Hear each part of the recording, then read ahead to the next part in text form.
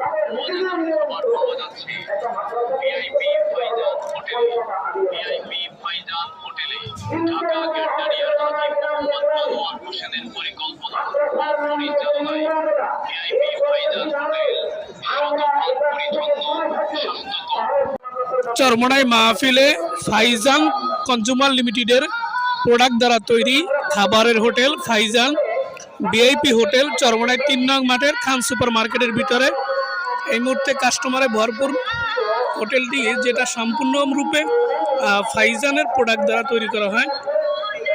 এখানের খাবারগুলো ফাইজানের তৈল, ফাইজানের মশলা, এগুলো দিয়ে খাবার এখানে তৈরি করা হয়।